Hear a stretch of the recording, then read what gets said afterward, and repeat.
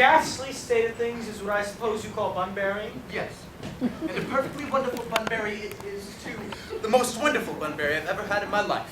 Well, you have no right whatsoever to bun-bury here. Well, that is perfectly absurd. One has a right to bunberry anywhere one chooses.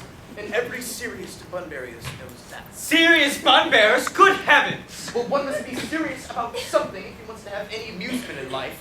I happen to be serious about bunberry. Well, the only small satisfaction I have in this whole wretched business is that your friend Bunbury is quite exploded.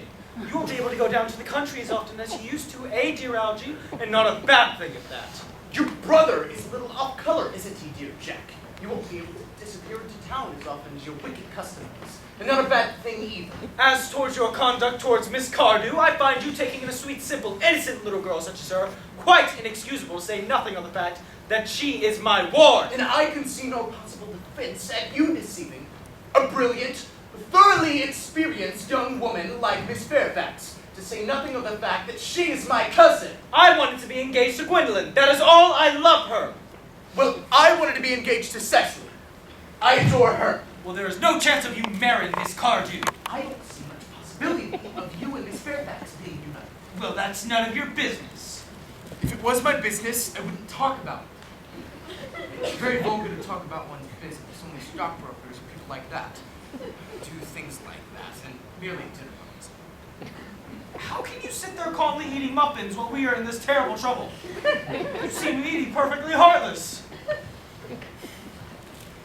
When I'm in trouble, eating's the only thing that consoles me. Indeed, when I'm in really great trouble, I refuse everything except food and drink. At the present moment, I'm eating muffins because I'm unhappy. I'm particularly fond of muffins. I don't see how you're eating muffins at all under the circumstances. That is also... I'm particularly fond of muffins. Well, that is no reason for you to eat them in such a greedy manner. Yeah, I wish you wouldn't, because I don't like tea cake. Good heavens, I suppose a man may eat his own muffins in his own garden. You just said it was perfectly heartless to eat muffins. I said it was perfectly heartless for you to eat muffins under the circumstances. That is quite a different thing. Yes, but the muffins are the same. Algie, I wish to goodness you would just go. I certainly wouldn't leave without my dinner. No one ever leaves without their dinner, except vegetarians and people like that. Besides, I've just made arrangements with Dr. Tosco to be christened at 5:45 under the name of Ernest. The sooner you give up that nonsense, the better. I have already made arrangement myself this evening with Dr. Choswell. Naturally, to be christened under the name of Ernest, Gwendolen would wish it. Besides, you've already been christened. We can't both be christened Ernest. That'd be silly. And there's no record of me ever being christened. And Dr. Choswell thinks it's highly probable that I never have. Yes, but I haven't been christened for years. Yes, but you have been christened already. That is my point. So I know my constitution can stand it. You're not quite sure about your ever being christened. I think it's quite dangerous you've taken upon it now. You can hardly have forgotten someone very closely related to you who was nearly taken off in Paris by a severe chill. Yes, but you said it yourself. Severe chills are not hereditary. They weren't then, but I dare say they are now.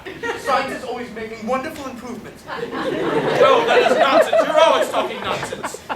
Jack about the muffins again. I wish you wouldn't. I'm particularly fond of muffins. I hate tea cake. Then why on earth would you serve it up to your guests? What ideas you have for hospitality?